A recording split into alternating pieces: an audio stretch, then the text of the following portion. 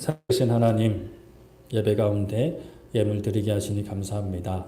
하나님께서 허락하신 우리의 모든 환경과 재물 하나님께서 주셨음을 믿음으로 고백하며 그 중에 일부를 하나님께 올려드립니다. 아버지 하나님, 이 예물 기뻐 받아주시옵고 또 우리도 기쁜 마음으로 드리게 하시고 이 예물을 쓰는 곳마다 하나님의 놀라운 영광과 사랑과 은혜가 선포될 수 있도록 아버지 선히 인도하여 주시옵소서. 하나님 말씀의 자리에 나아갑니다. 아버지 말씀을 통해 하나님을 더욱 알아가기 원합니다.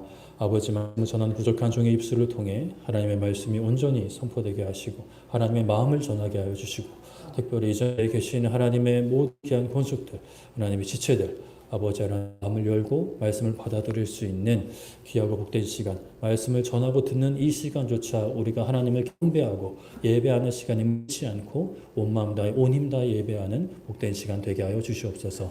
감사드리며 예수님의 이름으로 기도드립니다. 아멘. 하나님 말씀 보겠습니다. 하나님 말씀 사사기 8장 1절부터 3절까지 말씀.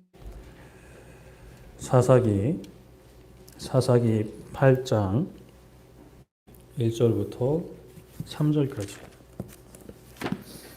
사사기 8장 1절부터 3절까지.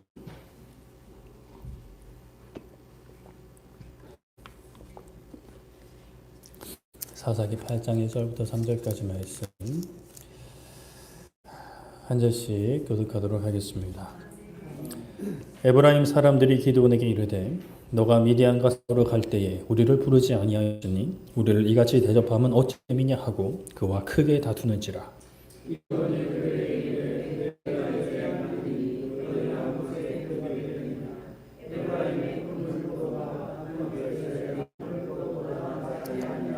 하나님이 미디안의 방백 오렙과 스앱을 너희 손에 넘겨주었으니 내가 한 일이 어찌 너희가 한 것에 비교되겠느냐 하니라.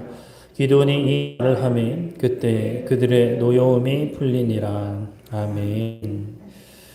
네, 오늘은 먼저 아시는 하나님이라는 제목으로 말씀을 나누고자 합니다. 잠깐 저랑 눈 좀 마주치고 말씀 시작하면 좋겠습니다. 네, 감사합니다.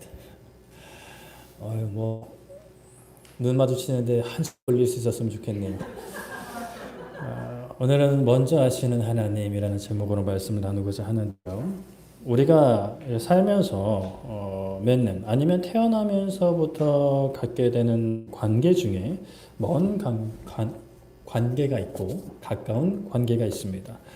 관계가 가깝다라는 것은 외적이든 내적이든 친밀감을 가지고 있는 것으로 서로에 대해서 많이 알고 친숙한 관계를 가리킵니다. 심지어 이제 TV에 많이 나오는 연예인들에게도 우리가 친밀감을 느끼곤 하는데요. 그 사람은 난 모르지만 나는 그 사람을 이제 워낙 많이 보다 보니까 마치 막 어제 본 것처럼 이제 막 인사를 하는 거죠. 그렇게 이제 우리가 살아가는데 다양한 관계가 있고 친밀감도 느끼고 친밀감을 쌓아가기도 하는데 이렇게 이제 특별히 여러 관계 중에 가까운 관계가 이제 항상 기쁘고 슬프고 좋으면 좋겠지만 그 관계가 항상 좋은 건 아니죠. 안 좋을 때도 있고 힘들어질 때가 있습니다. 어떨 때 힘들어질까? 어떨 때 안 좋을까? 여러 가지 상황과 이유가 있겠지만 그 중에 하나가 바로 서로의 마음과 생각을 몰라줄 때, 나의 어떤 힘든 상황이나 나의 즐거움을 공감해 주지 않을 때, 딴소리하고 있을 때, 그럴 때는 마음의 상함을 느끼기도 하고 소위 말해서 이제 삐지기도 하는 거죠. 그러나 아무리 가까운 사이라도 이제 좀 막 부부가 오래 살면 표정만 봐도 어떤 마음인지 어떤 상태인지 알 수 있다라고 이야기를 하는데 그러나 그것도 기분이 좋고 나쁘고 정도 이제 분별을 할 수 있는 것이지 뭐 때문에 좋고 뭐 때문에 나쁜지는 분별하기 어려운 것 같습니다.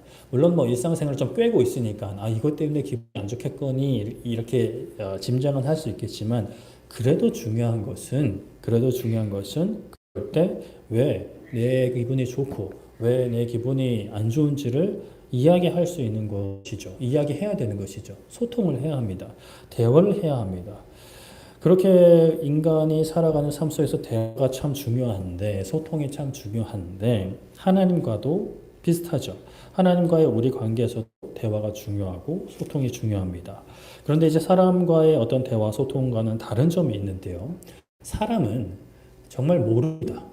짐작은 하지만, 추측은 하지만 이야기를 해야 합니다. 이야기를 하지 않았는데 모르는 경우는 이제 신기가 있다 그래서 뭐 귀신이 들려서 이제 알려준다거나 뭐 그런 거지. 사람은 모릅니다. 그러나 하나님은 아시죠. 하나님은 우리의 마음을 아시고 우리의 삶을 아십니다. 그런데 그런 우리의 입술을 통해 고백을 통해 기도를 통해 원하시고 무엇보다 하나님께 그러한 기도를 통해 의지하고 구하고 감사함을 표현하고 그렇게 의지하고 신뢰하는 그 마음을 하나님께서 원하시는 거죠. 오늘 말씀에서는 우리를 너무 잘 아시는 제목 그대로 먼저 아시는 하나님의 모습이 등장을 합니다. 저번 주 말씀을 살짝 짚고 가면 기드온을 이제 큰 용사로 부르신 목적이 바로 미디안을 물리치기 위함인데 드디어 미디안 군대와 대치를 하게 됐었죠. 기억을 하시나요? 여러분들은 저번 주 말씀 기억하세요? 근데 진짜로? 저는 이제 화요일에 누구 만나서 저번 주 설교 뭐 했냐고 물어보길래 한참을 생각했어요. 뭐 했더라? 근데 저는 뭐 매주 막 매일같이 두세 편씩 설교를 준비해야 되니까 막 헷갈리는 거고 여러분들 어떠세요? 여러분들 기억을 하세요? 감사합니다. 이제 그렇게 이제 미디안을 마주쳤는데 그때 처음 모인 백성 수가 몇 명이었죠? 기억하세요? 이스라엘 32,000명이었어요. 그런데 하나님께서는 뭐라고 하셨죠? 너무 많다 하셨고 그래서 두려워하는 사람들 먼저 돌려보내고 또 그 가운데 또 많다 하시고 뭐 물 떠먹는 그걸로 돌려보내고 결국 몇 명이 남게 하셨죠? 300명. 감사합니다. 터무니없는 수지만 하나님께서 그들로 하여금 이스라엘로 하여금 스스로 이겼다라고 하지 못하게 줄이고 그리고 또 줄인 거죠. 그렇게 하나님께서는 우리 생각에는 우리가 처한 그 상황에서 더 있어야 마땅하고 더 있어야 유리하고 하나님의 일을 하기도 좋게 여겨지는 그 상황에서 거두어 가시고 내려놓게 하시는 막으시는 경우가 있다라는 것입니다. 그것은 하나님께서 악하셔서 그런 게 아니라 또 약하셔서 그런 게 아니라 나를 미워해서가 아니라 결국에는 그것이 나에게 유익이 되기 때문이다라고 말씀을 드렸죠. 그래서 오히려 우리가 하는 일이 잘 되고 넉넉하고 여유가 생길 때는 그 넉넉함으로 인하여 갈급함이 사라지니까 하나님을 의지하지 않게 될까 주의하고 조심해야 하고 하나님께서 가져가고 막으시고 낮추실 때는 오히려 감사해야 한다라는 말씀을 드렸습니다. 어떠셨어요? 지난 한 주간 여러분들은? 넉넉하셨어요? 좀 약간 부족하셨어요? 그 가운데 하나님 보셨어요? 아니면 어떠셨어요? 저는 이제 주일 다 마무리하고 이제 이발을 하러 갔습니다. 이발하러 갔는데 순서대로 이발을 하잖아요. 저렴한 데 찾다 보니까 왜 이렇게 사람이 많은지 몰라 주말에. 그래서 분명히 내 차례가 돼서 이제 갔는데 머리를 깎고 있는데 나보다 늦게 온 사람이 보다 먼저 완성을 하고 가는 상황을 마주하게 된 거예요. 어땠을 것 같아요? 제 마음이. 안 그래도 피곤해 죽겠는데 막 머리 깎으면서 졸고 막 그랬는데 막 이렇게 짜증이 막 올라오더라고요. 그래서 그때 감사하게도 말씀이 기억나서 하나님이 나를 이렇게 막으시는구나. 나를 이렇게 뒤로 물리시는구나. 그런데도 감사하지 못하고 짜증이 먼저 나는 나 자신. 참 설교는 쉽지. 말은 쉽지. 이 설교 사는 게 참 어렵구나라는 것을 다시 한번 고백하는 시간이 있었습니다. 그렇기 때문에 여러분들이 이 목사를 위해서 기도하셔야 됩니다. 여러분들 기도할 게 없으시면 기도 제목을 드릴 테니 저를 위해서 기도해 주십시오. 말만 하는 목회자가 되지 않고. 왜 이렇게 웃으시는 거예요? 그렇게 생각하시는 거예요? 말만 하는 목회자가 아니라 진짜 삶으로 말씀을 모범이 되고 증거할 수 있는 목회자가 될 수 있도록 정말 눈물로 기도하셔야 됩니다. 자, 이제 기도원 곁에는 300명밖에 남지 않았습니다. 사람들이 보는 관점에 따라서 300명 밖에, 300명 이나 이렇게 할 수 있겠지만 아무리 생각을 해도 300명 이나라고 말하기는 좀 너무 적은 수입니다. 300명 밖에 남지 않았습니다. 기드온의 마음이 어떠했을까요? 그 마음 가운데 두려움이 생겼던 것 같습니다. 그래서 그날 밤에 여호와 하나님께서 기드온에게 말씀을 하시는데 사사기 7장 9절에 보면 그 밤에 여호와께서 기드온에게 이르시되 일어나 진영으로 내려가라 내가 그것을 너의 손에 넘겨주었느니라 라고 말씀을 합니다. 하나님께서 말씀을 하시는 거예요. 그냥 내려가라 하십니다. 하나님께서 넘겨주셨다. 이미 너가 승리를 했고 그 적들을 너의 손에 쥐었다 라고 하시는 거예요. 그런데 하나님께서 또 막무가내로 내려가 이렇게 계속 하지 않으시고 기드온의 마음을 아시고 너가 내려가는 것이 공격하는 것이 두렵다면 너의 부하와 함께 그 진영으로 내려가서 이것은 이제 공격하는 게 아니라 염탐을 하러 보내시는 거예요. 그렇게 내려가서 그들이 하는 말을 들어봐라 라고 말씀을 하세요. 그래서 이제 기드온이 그의 부하 부라와 함께 부하인 부라입니다. 이 발음이 어려운데 부라와 함께 군대가 있는 미디안의 진영 근처로 내려갑니다. 진영 근처에 내려보니 장관이었는데 마치 그들의 그 수가 메뚜기와 같고 낙타의 수가 해변의 모래와 같이 많았다라고 하는 거죠. 골짜기를 멀리까지 빼곡히 채우는 장관이었습니다. 그런데 그게 내 편이 아니라 적이라는 게 문제인 거죠. 기드온이 더 가까이 갔습니다. 그들의 대화 소리가 들리는 정도로 가까이 갔죠. 그래서 말을 하는 것을 듣는데 한 사람이 자신이 꾼 꿈 이야기를 합니다. 꿈에 보니 보리떡 한 덩이가 미디안 진영으로 굴러왔는데 한 장막을 쳐서 그 장막이 무너졌다. 그래서 그 장막이 쓰러졌다. 라고 이야기를 합니다. 그래서 친구가 그 꿈의 해석을 이야기해 주는데 그 친구가 놀라운 이야기를 하는 거죠. 7장 14절에 그의 친구가 대답하여 이르되 이는 다른 것이 아니라 이스라엘 사람 요아스의 아들 기드온의 칼이라. 하나님이 미디안과 모든 진영을 그의 손에 넘겨주셨느니라 라고 이야기를 하는 거예요. 그 이야기를 하는 사람이 지금 누구죠? 어느 편에 있죠? 미디안 쪽에 있는 사람이란 말이에요. 그 미디안 진영에 속한 사람이면서 하나님께서 기드온에게 우리를 넘겨주셨다라고 고백하는 거예요. 이 이야기를 누가 들어요? 기드온이 들었습니다. 기드온과 그 부하가 들은 거죠. 기드온의 마음이 어땠을까요? 자신에게는 두려워하는 마음이 있었는데 하나님께서 적군의 그 꿈의 내용도 특별하게 하셨고 또 그것을 꿈을 해석하는 그 사람의 음성을 듣게 하셔서 하나님의 뜻을 드러내시는 거예요. 통상적인 상황에서 보통의 상황에서 수가 적은 기드온 쪽에서 패배 이야기가 나올 수밖에 없습니다. 우리가 어떻게 이기냐? 하나님이 함께 하신다고 해도 300명으로 저 많은 인간들을 어떻게 우리가 이길 수 있느냐라는 이야기가 나와야 하는데 그 많고 많은 막 모래와 같이 막 바글바글 하는 그 사람들 그 진영에서 그 이야기가 흘러나오는 거죠. 미디안 쪽에서 승리에 대한 이야기, 승리는 당연하다. 빨리 끝내고 집에 갔으면 좋겠다. 이런 이야기가 흘러나와야 하는데 미디안의 입에서 기드온의 칼과 패배 이야기가 나온 것이죠. 기드온은 적들의 입을 통해 알려주신 다시 확인해 주신 하나님의 그 뜻을 듣고 그 계획을 듣고 하나님을 경배하며 이스라엘 진영으로 돌아옵니다. 그리고 300명에게 일어나라 라고 하면서 여호와 하나님께서 미디안과 그 모든 진영을 너희 손에 넘겨주셨다라고 선포를 하는 거죠.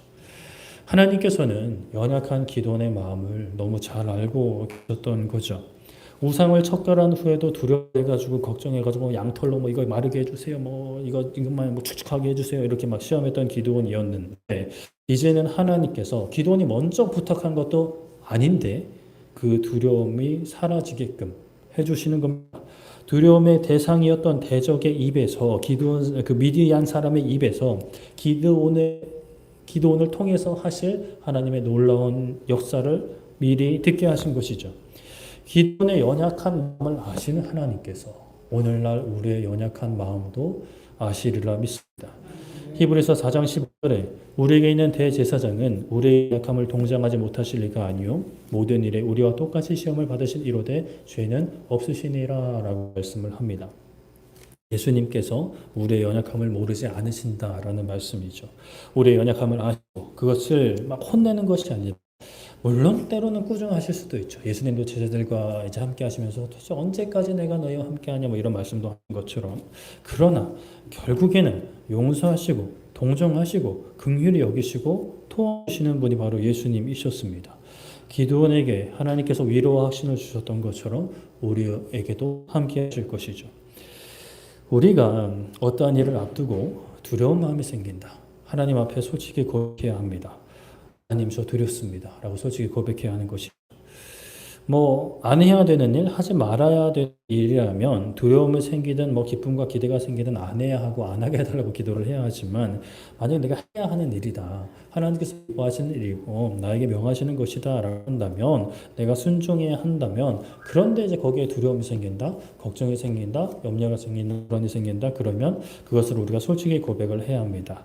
그러면 하나님께서 그 마음을 긍휼히 여겨주시고 붙잡아 주시고 힘 주실 것이죠. 그런데 때로는 하나님께서 우리가 미처 고백하지도 않았는데 그 마음을 아시고 기드온에게 대적의 입을 통해 확신을 주시고 용기 주셨던 것처럼 우리에게도 이렇게 허락하실 수 있다, 허락하신다라는 것이죠.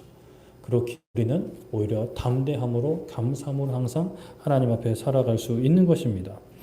그렇게 기드온 군대는 세 부대로 나누어서 300명을 세 부대로 나누니까 뭐 100명씩 나눴겠죠. 그렇게 세 부대로 나누어서 각 손에 무엇을 들었을까요? 이렇게 총 들고 나가면 좋을 것 같은데 나팔과 빈 항아리를 들었습니다. 그리고 빈 항아리에는 횃불을 감추게 하죠. 자, 생각을 한번 해봅시다. 횃불을 항아리에 넣으면 어떻게 될까요? 꺼질 수 있죠. 꺼질 수 있죠. 산소가 모자르면 꺼질 수 있는데 좀 그러진 않았나 봐요. 항아리가 좀 넓었을까? 뭐 기름이 있었을까? 모르겠어요. 하여튼 꺼지진 않았어요. 꺼지진 않았고 빛이 이렇게 뭐 가려지겠죠. 이렇게 주둥이 쪽으로 나오겠지만 그래서 뭐 후레쉬처럼 이렇게 볼 수 있겠지만 그렇게 쓰려고 한 건 아니고 빛을 가릴 용도로 횃불을 항아리에 넣은 것으로 추측이 됩니다. 이렇게 이제 횃불을 항아리에 넣고 한 손에는 나팔을 들고 한 손에 그 항아리를 들고 가는 것이죠. 그때가 밤 이경이라고 하는데 약 9시에서 10시쯤이라고 생각을 하면 되겠습니다. 이미 이제 어두컴컴한 시간인 거죠.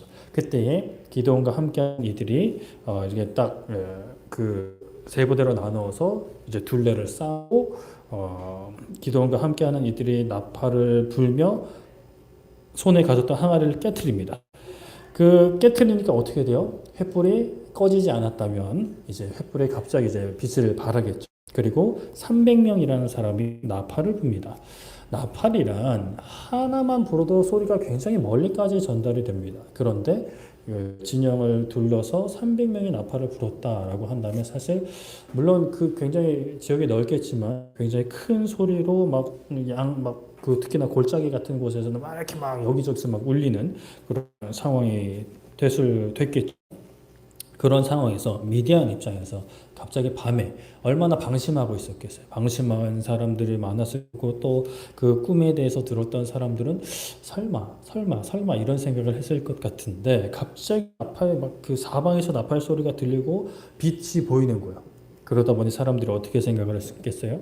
적군이 둘러쌌다. 도대체 이 인간들이 어디서 적군을 데려왔는지 모르겠는데 우리를 둘러쌌다. 우리가 지금 기습을 당했다. 우리가 포위당했다라고 생각을 했겠죠. 그래서 아비구환의 상황이 되고 미디안 군대가 서로를 공격했다라고 말씀을 합니다. 누가 아군인지 적군인지도 지금 구분이 안 되는 거예요. 게다가 지금 미디안 사람들만 온 게 아니라 동방에 막 여러 이제 부족들을 함께 데려왔기 때문에 뭐 결속력이 얼마나 되겠어요. 그러니까 뭐 서로 막 죽고 죽이는 상황이 됩니다. 사사기 7장 22절에 300명이 나팔을 불 때에 여호와께서 그 온 진영에서 천국의 칼로 치게 하심으로 적군이 도망하여 스레라의 벳 시다에 이르고 또 다윗에 가까운 아벨 무홀라의 경계에 이르렀으며 라고 말씀을 합니다. 미디안 진영 입장에서는 충분히 당황할 수 있는 상황이긴 합니다. 그래도 그렇게 많은 사람들이 계속해서 서로를 공격하고 도망하는 것은 하나님의 역사가 아니고서는 사실 설명이 안 되는 부분들이죠. 하나님께서 하신 것입니다. 기드온과 300명은 뭘 했죠? 나팔을 불고 소리친 것이 전부였어요. 야, 기드온의 칼이다, 여호와의 칼이다 라고 소리친 게 전부였어요. 그것을 통해서 하나님께서는 자신이 가지고 계신 놀라운 능력을 드러내 주시는 거예요. 계속해서 연약함을 고백했고 믿음의 증거가 있어야 믿었던 그 작은 믿음, 가지고 있었던 큰 용사인 기드온을 통해서 하나님은 자신의 놀라운 능력을 드러내신 것입니다. 여기까지는 사실 기드온과 300명이 한 게 거의 없다고 봐도 무방해요. 그저 하나님이 하시는 역사를 눈앞에서 보게 되었고 눈앞에서 본 것이죠. 보고 경험하게 됩니다. 그렇게 미디안과 동방의 족속들이 서로 싸우다가 죽고 살아남은 사람들은 도망을 치게 되죠. 도망을 치는 이들을 격퇴를 해야 되니까 기드온이 사람을 보내서 납달리 지파와 그 아셀, 므낫세로부터 동원령을 또 내립니다. 미디안과 동방 족속을 치게 하죠. 그리고 에브라임 산지에 가서 그 에브라임 지파 사람들도 데리고 와서 미디안을 공격하게 합니다. 그래서 에브라임 지파가 뭐 벳바라와 요단강 이르는 수로를 점령하고 미디안 족장인 오렙과 스웹을 사로잡아 죽이고 그들의 머리를 기드온에게 가져옵니다. 그런데 여기서 이제 문제가 발생을 하는데 에브라임 지파가 그렇게 그 미디안을 치고 기드온에게 왔는데 힘이 좋지 않아 보여요. 사사기 8장 1절에 에브라임 사람들이 기드온에게 이르되 너가 미디안과 싸우러 갈 때 우리를 부르지 아니하였으니 우리를 이같이 대접함은 어찌 됨이냐 하고 그와 크게 다투는지라라고 말씀을 하는 거예요. 안 그래도 사람들 32,000명 불렀다가 3명 다 돌아가게 했는데 에브라임은 자기들을 늦게 불렀다고 이제 썽을 내고 있는 거예요. 여러분은 기드온의 입장에서 어떻게 하실 것 같으세요? 아니, 내가 그랬냐? 하나님이 그랬는데 어떡하라고? 라고 이제 저 같으면 그런 마음이 들 것 같은데, 기드온은 자신이 아직 여기까지 특별한 큰 일을 하지 않았지만, 그래도 마음고생은 많이 했을 거 아니에요. 마음고생하고, 이렇게 한 것을 내세우지 않고, 에브라임을 높여줍니다. 내가 지금까지 행한 것이 너희들이 한 것과 비교가 되겠느냐?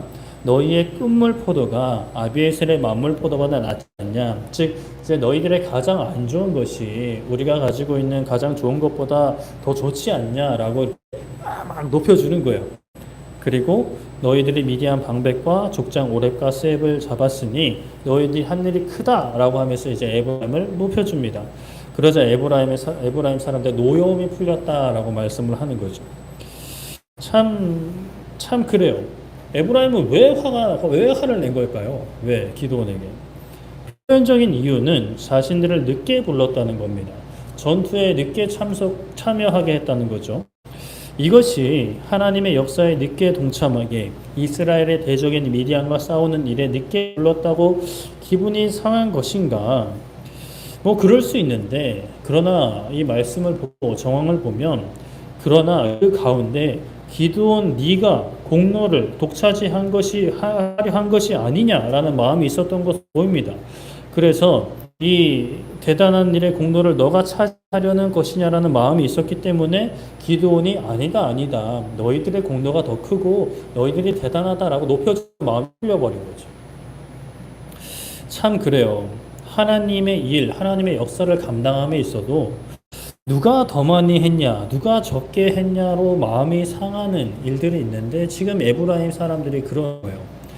기드온이 잘 대처하기는 했는데 참 씁쓸한 모습이죠. 기드온의 스토리를 들었더라면, 기드온의 좀 설명을 먼저 들었더라면 역사하신 하나님을 그저 경배하고 찬양해도 모자를 파네. 이적을 베푸신 하나님을 찬양해야 하는데 왜 우리를 늦게 불렀냐고 이제 기드온에게 막 화를 내는 거죠. 참 그렇다라고 생각이 드는데도, 그러나 또 생각이 드는 것은 우리의 모습도 사실 비슷하지 않나라는 생각도 들게 됩니다. 하나님께서 기뻐하시는 일을 더 많이 하고 싶은 마음, 그러한 마음 자체는 그릇된 것이 결코 아니죠. 하나님께서 칭찬하실 수 있는 그러한 갈망, 소망이라고 이제 표현을 할 수가 있는데, 하지만 그러한 어떤 갈망, 그러한 소망, 그러한 선한 마음, 하나님 앞에 귀하게 쓰임받고 더 많은 일을 하고자 하는 그 마음에서 여기서 하나님이 허락하신 형제 자매들과 동역자들과 다른 교회들과 더 내가 많이 하겠다고 싸우고 내가 더 많이 했다라고 싸우는 것이 있다면 그것은 하나님께서 기뻐하시는 일이 아닌 것이죠. 에브라임의 이런 좀 부족한 모습, 연약한 모습은 예수님의 제자들 모습에서도 발견이 됩니다. 성령 하나님의 임재 전에, 예수님이 이제 죽으시기 전에 제자들도 예수님의 어떤 참된 가치가 행하시는 것을 제대로 파악하지 못한 그런 상황에서 제자들은 서로가 더 높다고, 서로의 지위가 더 높다. 내가 잘났다, 네가 잘났다, 네 못났다, 내가 잘났다, 이렇게 이제 다투는 모습이 있죠. 심지어 이제 막 엄마까지 대통에 와가지고 막 우리 애들 막 좀 제일 높은 자리 막 해주세요, 막 이렇게 청탁까지 한 모습들이 있습니다. 그런데 예수님께서는 세상의 기준과는 다른 하나님 나라의 기준을 알려주셨죠. 마가복음 9장 35절에 예수님께서 앉으사 12제자를 불러서 이르시되 누구든지 첫째가 되고자 하면 무 사람의 끝이 되고 무 사람을 섬기는 자가 되어야 하리라 라고 말씀을 하셨죠. 에브라임 지파가 이 예수님의 말씀을 미리 알고 우리가 정말 낮은 자리에서 이스라엘을 섬기려고 했는데 왜 우리를 미리 불러주지 않았냐며 기도원에게 서운한 마음을 보인 것이 아닌 것 같아요. 더 많은 공로를 쌓아서 거기에 또 당연히 전쟁을 하게 되면 뭘 얻어요? 전리품을 얻잖아요. 이득을 얻고 또 자신들의 위용을 뽐내려고 하는 마음이 있었겠죠. 그러나 기드온은 오히려 자신들을 낮추고 에브라임을 높입니다. 자신이 이제 뒤에 가는 것이죠. 그때 에브라임의 화가 풀렸습니다. 오히려 기드온이 이 상황에서 진실로 첫째가 되는 우두머리로서의 어떤 그런 모습을 보이는 거죠. 우리가 뭐 교회뿐만이 아니라 세상에서 뭐 공부든 뭐 직장이든 사업은 중간중간에 성과가 없으면 사실 막 동력을 잃어버리기가 쉬운 것 같아요. 그게 뭐 나빠서 그런 게 아니라 사람이 이제 채도 필요하지만 당근이 필요하듯이 사람도 이제 성과가 없으면 앞으로 나아가는 동력을 잃어버리기 쉬운 것 같습니다. 그런데 이게 신앙생활, 교회 생활에도 적용이 돼가지고 눈에 보이는 성과, 칭찬, 보상을 받고자 하는 마음들이 우리 가운데 있다는 것이죠. 물론 그런 마음 자체가 나쁘냐? 아니죠. 나쁘지 않죠. 하나님께 칭찬받고 싶고 또 상 받고 싶고 그런 것이 어떻게 나쁘다고 할 수 있겠습니까? 그런데 문제는 이 마음을 사단이 이용하기에 너무 달달한, 너무 좋은 도구가 될 수 있는 거죠. 내가 이만큼 했어요. 내가 이만큼 했어요. 우리 또 구제헌금 이야기하는데 구제헌금 막 이따만큼 했어요. 나름대로 결단하고 막 나 하고 싶은 거 참고 먹고 싶은 거 참아가면서 이렇게 했어요. 근데 누가 알아주지 않고 또 심지어 하나님이 막 보답해 주지도 않아. 그러한 상황 속에서 마음에 섭섭함이 생기고 서운함이 생기고 아니 나 안 해 이렇게 이제 돼버리는 거죠. 물론 우리가 이 땅에서 서로를 격려하고 칭찬하고 위로하고 알아주는 거 필요합니다. 천국 가서 받으면서 막 이 땅에서 막 칭찬도 안 해주고 막 이러는 거는 사실 그렇게 건강한 모습은 아닌 것 같고 우리 가운데서도 그런 격려하고 동의하고 칭찬하는 것이 필요한데 기본적으로는 서로의 헌신과 수고에 대해서 고마워하고 칭찬하고 위로해 주어야 하지만 그러나 우리가 이 땅에서 수고하고 헌신하는 일의 모든 수고와 헌신의 목적이 우리의 칭찬과 이 땅에서 얻는 보상이 되면 사실 위험합니다. 우리의 기본 자세는 하나님이 우리의 모든 것을 아시고 결국에는 합당한 상을 주신다라는 믿음이 필요합니다. 세상이 몰라주어도 심지어 교회 지체들을 몰라줘도 심지어 목사가 몰라주어도 가족들이 몰라주어도 내 짝꿍이 내 배우자나 내 아들, 딸, 내 아버지, 어머니가 몰라주어도 하나님은 나의 수고 헌신을 아신다라는 그런 믿음이죠. 누가복음 12장 7절에 너희에게는 심지어 머리털까지도 다 세신 바 되었으니 두려워하지 말라 너희는 많은 참새보다 더 귀하니라 라고 말씀을 합니다. 하나님께서 우리의 머리털까지 다 아신다라는 거예요. 나이가 들면 머리털이 조금씩 빠지기 시작하는데 저도 살짝씩 넓어지는 것 같긴 한데 하나님이 그런 것까지 다 아신다는 거예요. 뭐 머리털을 이렇게 막 원숭이처럼 하나하나 세시는 건 아니고 그냥 아시는 거죠. 우리가 어떤 상황에 있는지 어떤 상태에 있는지까지 다 아신다라는 것입니다. 데살로니가전서 2장 4절에 오직 하나님께 옳게 여기심을 입어 복음을 위탁받았으니 우리 이와 같이 말함은 사람을 기쁘게 하려 함이 아니요 오직 우리 마음을 감찰하시는 하나님을 기쁘시게 하려 함이라 라고 말씀을 합니다. 하나님은 우리의 상황과 우리의 상태만 아시는 것이 아니라 우리의 마음도 아신다는 거예요. 우리의 마음을 감찰하신다라는 것입니다.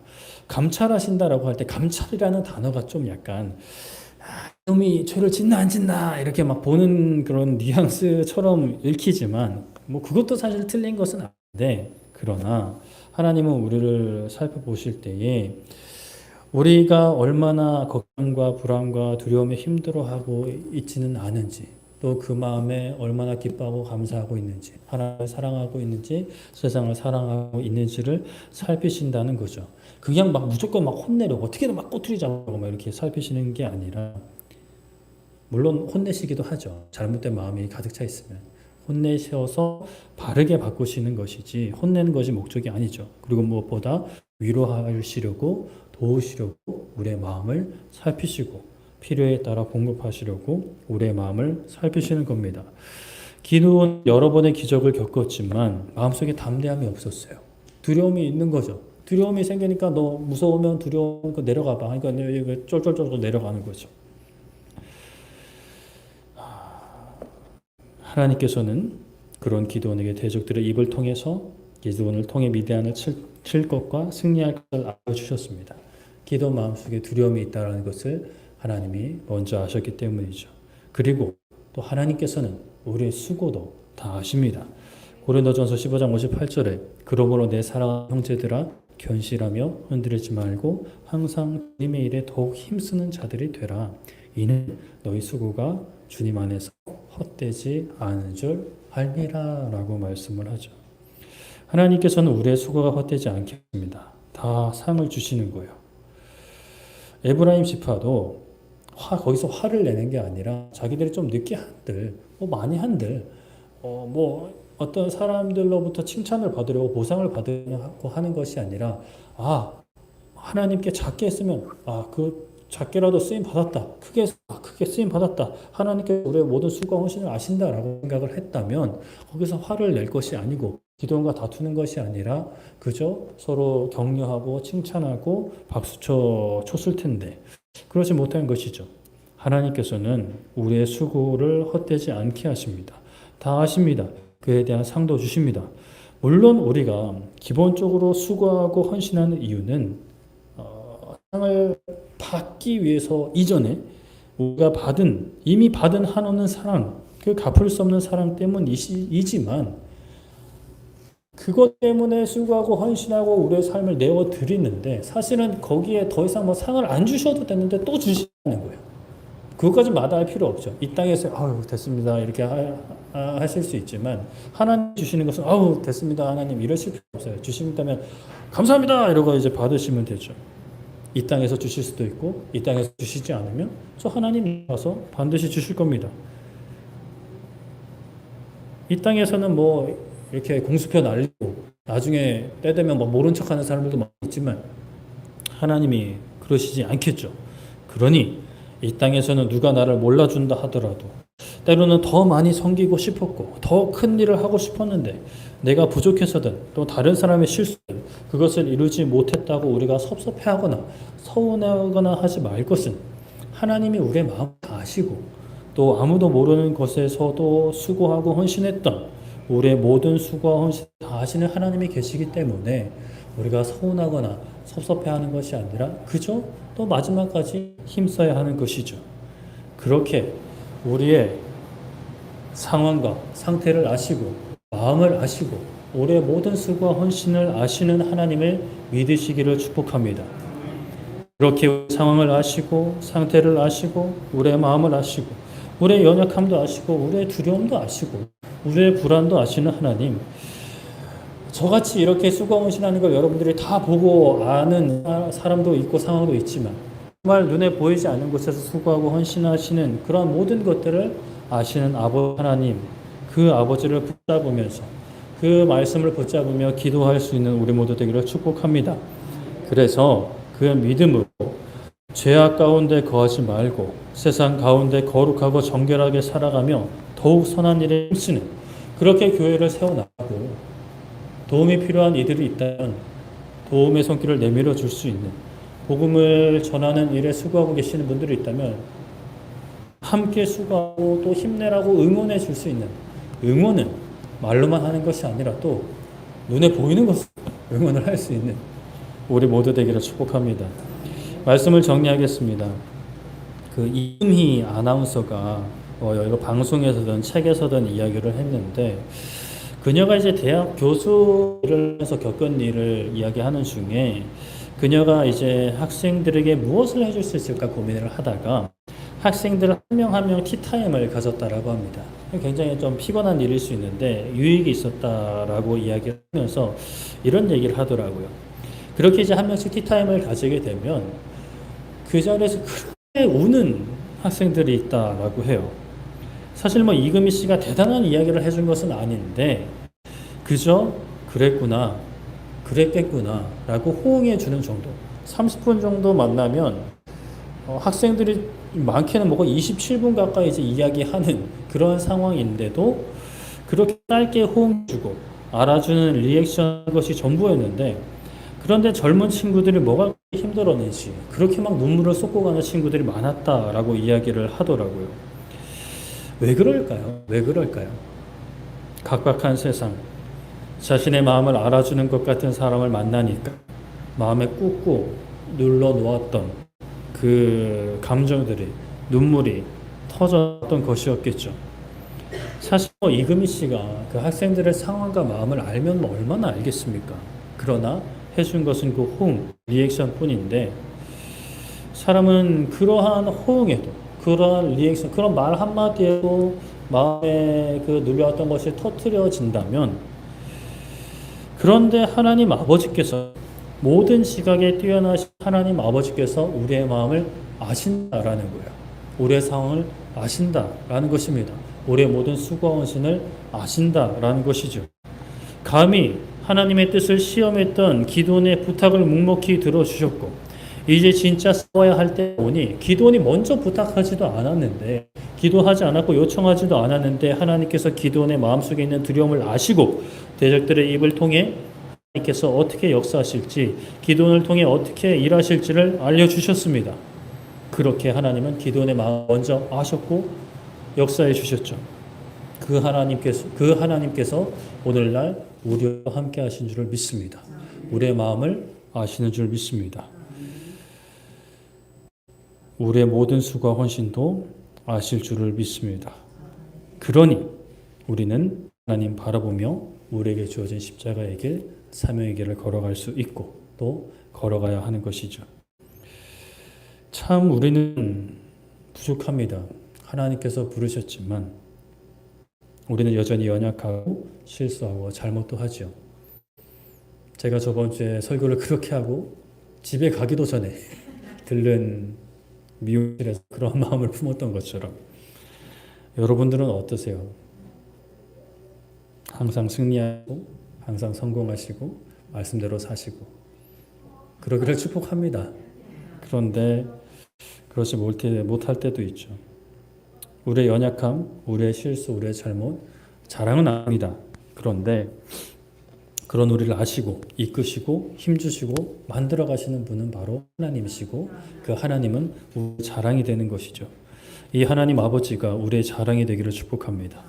이 땅에서, 교회 안에서든 밖에서든 내가 하나님의 일 더 많이 해야 하는데 왜 나를 안 불렀냐 하며 이제 화내는 에브라임과 같은 그런 모습들은 줄여나가고, 나를 낮추시고 그저 수고하고 헌신하고 섬길 수 있음에 감사하고, 내 모든 수고와 헌신 하나님께서 아시니 세상이 몰라주어도, 교회가 몰라주어도 괜찮다. 물론 저는 알려고 노력할 것입니다. 그러나 때로는 몰라줄 수도 있을 것 같아요. 그래도 괜찮다라고 우리 자신을 다독이고 주어진 사명의 길을 걸어가는 우리 모두 되기를 축복합니다. 그렇게 교회를 세워나가고 가정을 세워나가고 우리 개인의 삶을 세워나가는 우리 모두 되기를 축복합니다. 우리 찬양하고 기도했으면 좋겠는데요. 우리 악보집의 18번입니다. 18번 주 은혜임을 이라는 찬양이죠. 주 나의 모습 보내 상한 나의 마음을 보시네. 주 나의 눈물 아니 홀로 울던 맘 아시네. 저번 주 목요일 사모님께 연락을 드렸습니다.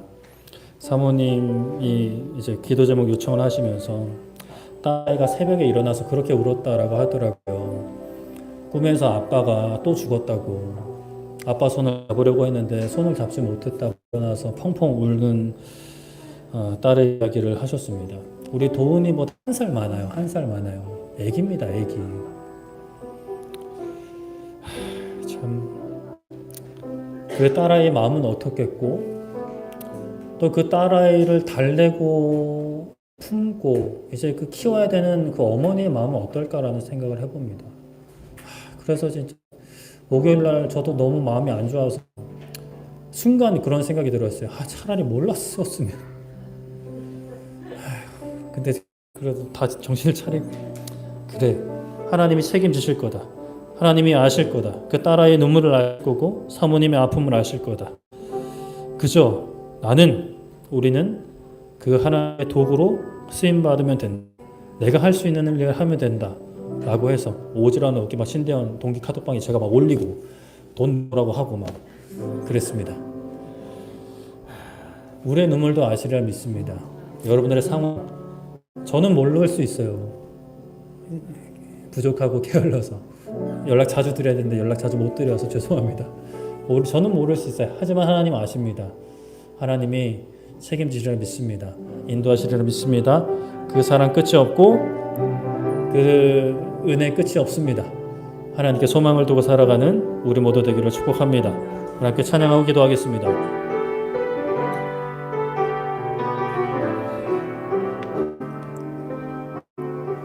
주 나의 모습 보네 주 나의 모습 보네 상한 나의 맘 보시네 주 나의 눈물 안에 홀로 울던 맘 아시네 주 사랑 내 있네 주 사랑 내게 있네 그 사랑이 날 채우네 주는 내게 있네 그 은혜로 날 채우네 세상 소망 나 사라져가도 주의 사랑은 끝이 없으니 살아가는 이 모든 순간이 주의 힘을 나는 믿네 우리 한 번 더 주 나의 모습 보네 주 나의 모습 보네 상한 나의 맘 보시네 주 나의 눈물 안에 홀로 울던 맘 아시 주 사랑 내게 있네 주 사랑 내게 있네 그 사랑이 날 채우네 그 사랑이 날 채우네 주네 내게 있네 주네 내게 있네 은혜로 날 세우네 그 은혜로 날 세우네 세상 소망 나 사라져가도 주의 사랑이 끝이 없으니 살아가는 이 모든 순간이 주의 힘을 나는 세상 소망 다 사라져가도 세상 소망 다 사라져가도 주의 사랑은 끝이 없으니 살아가는 이 모든 순간이 주의 힘을 나는 믿네 아멘. 이 시간 우리 기도할 때 하나님 우리의 마음을 아시리라 믿습니다. 우리의 슬픔을 아시리라 믿습니다. 아버지 하나님 지금은 힘들고 괴롭고 어렵고 걱정되고 두렵고 불안하지만 우리에게 베푸시는 그 은혜를 붙잡고 그 사랑을 붙잡고 소망 가운데 살게 하여 주시옵소서. 하나님 바라보게 하여 주시옵소서. 믿음의 눈을 들어 바라보게 하여 주시옵소서라고 주여 모시고 기도하도록 하겠습니다. 주여 살아계신 하나님 아버지, 이 시간 우리의 마음을 아시는 하나님 아버지, 우리의 상황과 우리의 모든 상태를 아시는 하나님 아버지, 우리가 홀로 눈을 흘리며 괴로워하고 슬퍼했던 그런 모든 순간조차 아시는 하나님 아버지를 붙잡고 기도하기 원합니다. 하나님 아버지, 그럴 때 왜 하나님 우리를 내버려 두셨습니까? 기도했던 적도 있었지만 지금도 그런 생각에 우리가 괴로워할 수 있지만 아버지 하나님, 그 순간에도 은혜로 함께하여 주셨고 과거에도 오늘에도 미래의 어떤 일에도 우리를 향한 하나님의 사랑이 끊어지지 않음을 우리가 말씀을 붙잡고 기도하게 하여 주시옵소서. 아버지 하나님, 우리의 두려움을 아시려 믿습니다. 기도원의 두려운 마음을 아시고 미리 역사하여 주셨던 하나님의 그 역사가 우리 교회 가운데, 우리 가정 가운데, 우리 개인의 삶 가운데 흘러넘치게 하여 주시옵소서. 아버님의 인생 가운데, 우리 사모님의 인생 가운데, 그 가정 가운데 흘러넘치게 하여 주시옵소서. 살아계신 할아버지 하나님, 아버지 하나님의 눈물을 닦아주시는 아버지 하나님의 그 사랑과 그 위로가 우리 가운데 역사하게 하여 주시옵소서. 그 은혜가 우리 가운데, 우리의 마음 가운데 충만하게 하여 주시옵소서. 우리 가운데 역사하시는 하나님 아버지, 우리에게 사랑을 베푸시는 주 예수 그리스도, 성령 하나님의 말씀을 깨닫게 하신, 우리를 고아시 내버려 두지 않으시고 우리를 함께 하시는, 우리와 함께 하시며 우리의 삶을 지키시는 성령 하나님의 역사 우리 가운데 함께하게 하여 주시옵소서. 깨닫게 하여 주시옵소서. 바라보게 하여 주시옵소서. 믿음으로 고백하게 하여 주시옵소서. 주님 은혜 베풀어 주시기 원합니다. 끝이 없이 살아가는 이 모든 순간이 그의 힘에 나는 믿는 세상 소망 다 사라져가도 주의 사랑은 끝이 없으니 사랑하는 이 모든 순간이 주의 힘에 나는 믿네.